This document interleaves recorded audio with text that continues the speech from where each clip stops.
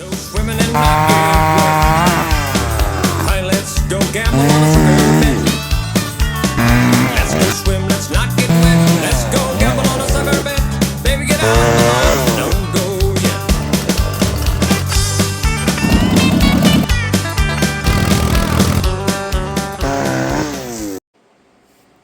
Hello, welcome to Frontiers with Bill. So anyway, this here is a Frontier Mark I VIP.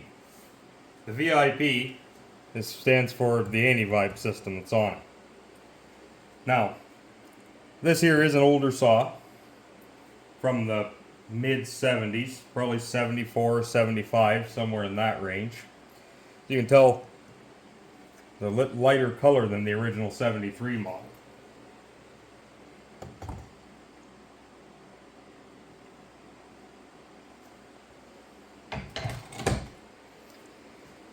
So there is a few little differences in these from the original, but not very many. You can tell the original, it is a flat front, same as the original. And the major difference is in the back of this oil pump, where before they had a black plastic plate that went in here, but when they come out with the VIP models, they made provisions for these two screws that held this anti-vibe mount in place. But other than that, they are quite the same. This in particular saw, when I got it, had been crunched. I don't know if a tree fell on it or what had happened, but I had to replace this front handle, which this one is off Pioneer P12. That's the green. And this rear handle came out of engineering at the factory. I'm not sure what they were doing with it, as they've got all these strange threaded holes drilled in it. But that doesn't really affect what we're doing here. Some of the major differences between these older VIP saws and the newer VIP saws is this mounting for the top AV mount. The newer saws had it in the center of the handle here.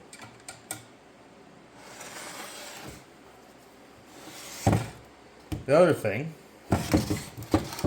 is the newer ones had a little spring in here that helped ground the cases. That's what shut these off. Now, without that on these old saws, you quite often would get one hell of a shock when you shut them off. So we put this little ground strap that goes from the handle around to the front to alleviate that. But let's pull her apart and we'll have a little look at this VIP system and a few of the differences from the original saw.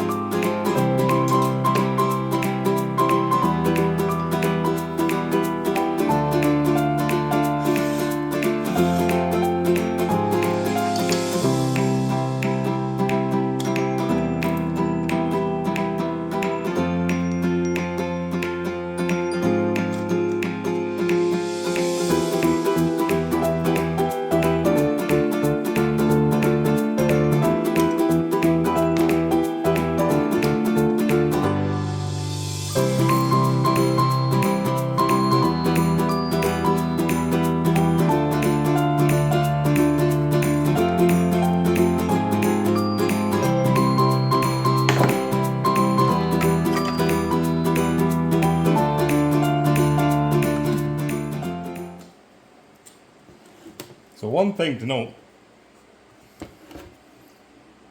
is these had a different rubber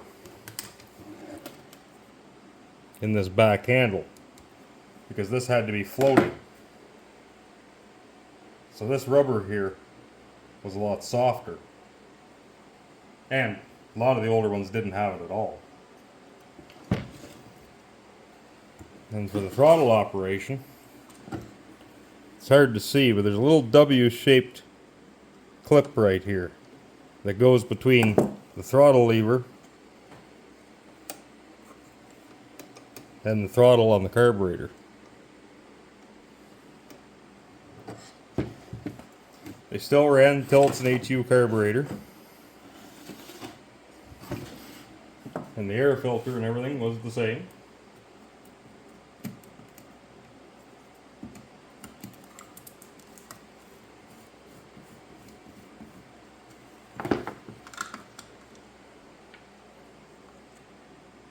This one doesn't have one in it.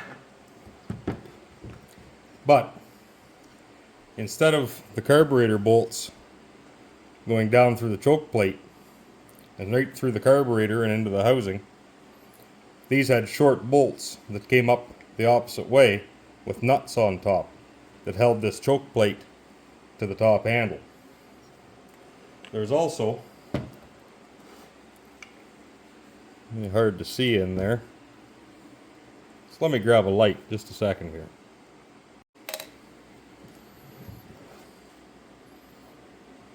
A little foam block that went in between the top of the carburetor and the handle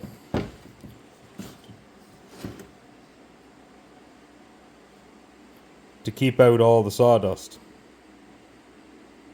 and to allow it to move around.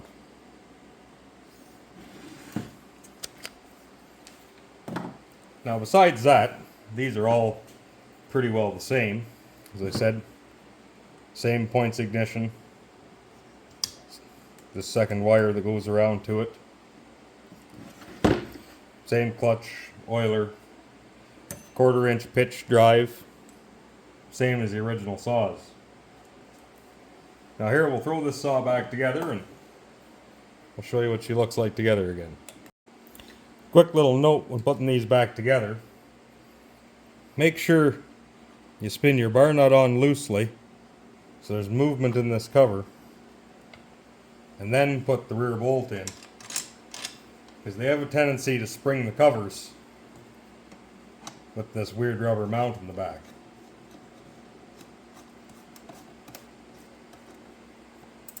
So usually snug that one up.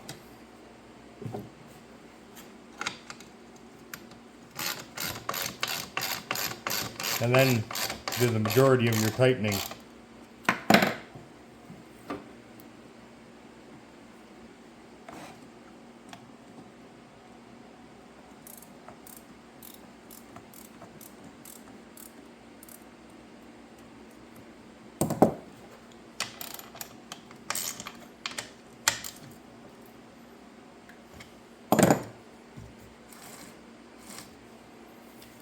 Kind of like so.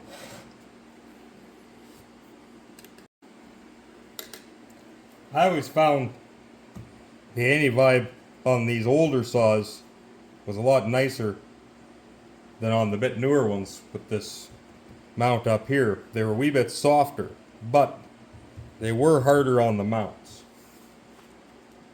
But that's all there really is to say about these here.